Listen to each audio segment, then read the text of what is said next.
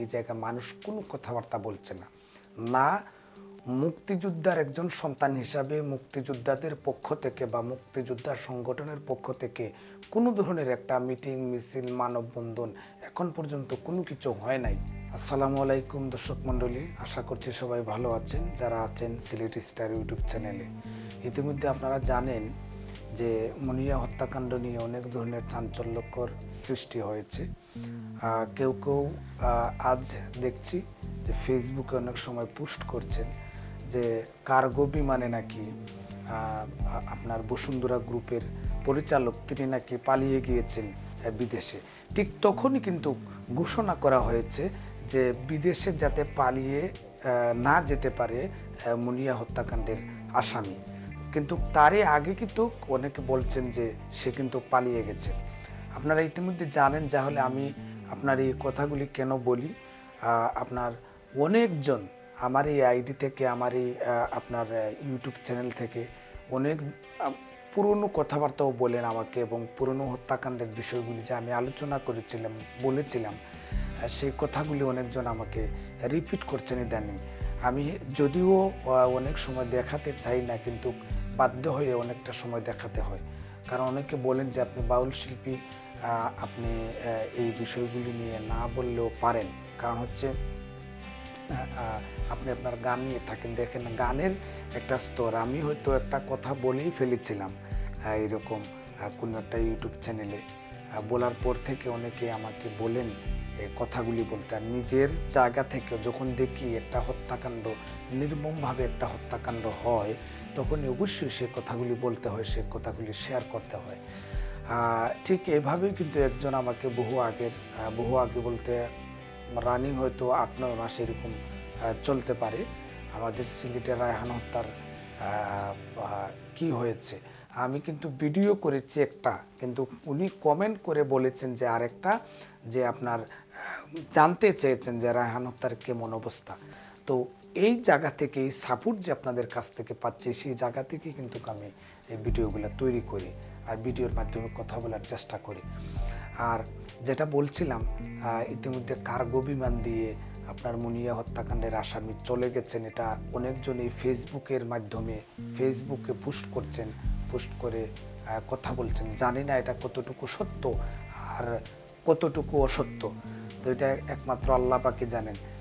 বিচারের আশা বরাবরই আমরা প্রত্যেকটা হত্যাকাণ্ডে আমরা করে আসছি।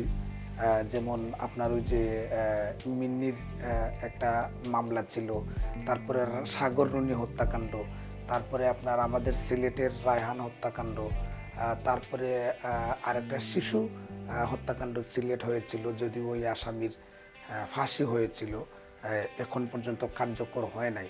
তারপর আকবরের কথা যে অনেকজন বলেছেন, আকবর কোন পরিস্থিতির উপরে আছে এটা একমাত্র শুধু আল্লাহই জানেন, আমরা জানি না। সরকারের প্রশাসন বাহিনী জানবে এবং সরকারের কর্মকর্তারা জানবেন। ঠিক এমনিভাবে হয়তো মুনিয়া হত্যাকাণ্ডের মামলাটা হয়তো ধামাচাপা পড়তে পারে। এটা আমরা অসংখ্য মামলা ধামাচাপা পড়ে আসছে, টাকার মাধ্যমে শেষ হয়ে গেছে, এটা আমরা অনেক মামলা আমরা দেখেছি বা দেখে আসছি।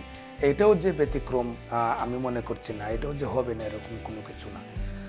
একটা জিনিস লক্ষ্য করার মতো, সেই জায়গায় মানুষ উল্টা পক্ষে মেয়েটার দোষ দিয়ে বিভিন্ন ধরনের কথাবার্তা বলছেন। এই জায়গায় মানুষ কোনো কথাবার্তা বলছে না।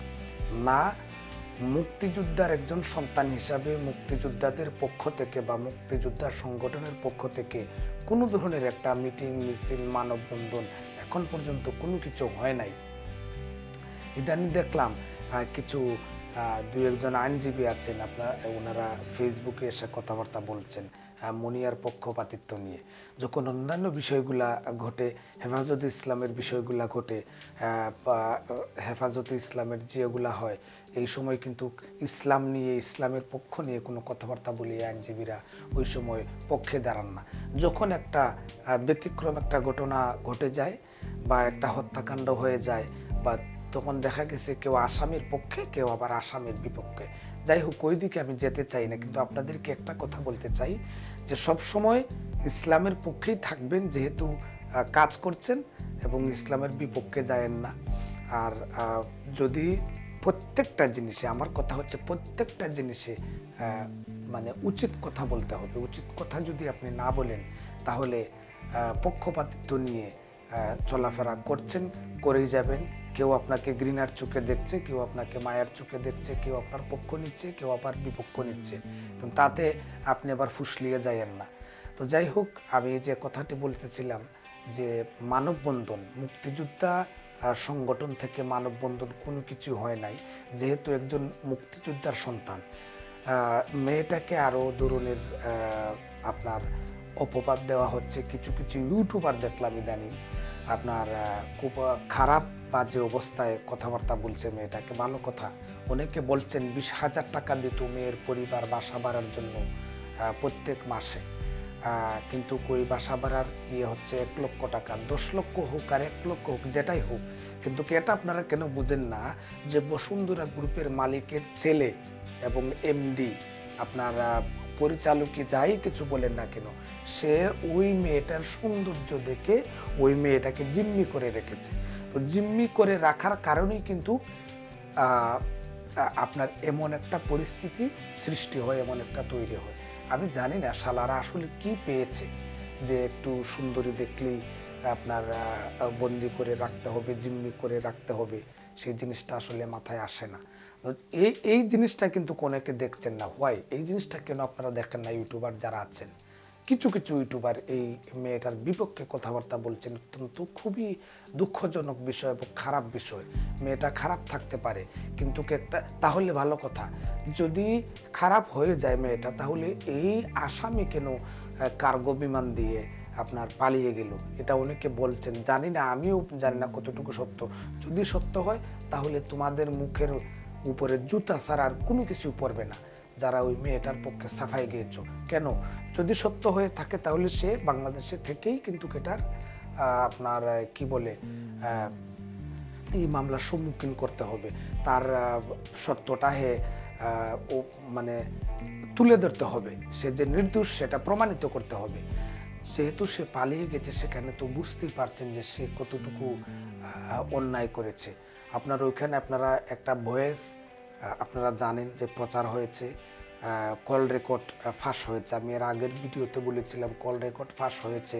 মামুনুল হক সাহেবের দেখেছিলাম ঘন্টার পর ঘন্টা কল রেকর্ড ফাঁস হয়, কিন্তু বসুন্ধরা গ্রুপের মালিকের কেন এমন হচ্ছে না? মালিকের ছেলের কেন এমন হচ্ছে না? কেন তার মোবাইল ফোনটা জব্দ করা হলো না? কেন তার মোবাইল ফোনের সিমের যে কল রেকর্ডগুলো আছে ওগুলো কেন প্রকাশ করা হলো না? সেটা মানে বুঝতেই পারছি না। তবে যাই হোক, অনেক কিছু ধামাচাপার মধ্যে পড়ে যাচ্ছে। এই কথাগুলি বলি এ কারণেই যে একটু আগে যেটা বললাম, যখন ফেসবুক ইউটিউব খোলার পরে দেখি এমন ভাইরাল কথা, ভাইরাল শব্দ, যার জন্য অনেক সময় বলতে হয়। ভালো থাকুন, সুস্থ থাকুন। আমি বলবো এই রমজান মাসে নিজের প্রতি খেয়াল রাখুন। আল্লাহ যেন আমাদেরকে 30টা রোজা রাখার তৌফিক দান করেন, সেই আশা ব্যক্ত করি পরবর্তী ভিডিও দেখার আমন্ত্রণ জানিয়ে আজকে বিদায় নিচ্ছি। আসসালামু আলাইকুম ওয়া রাহমাতুল্লাহি ওয়া বারাকাতুহু।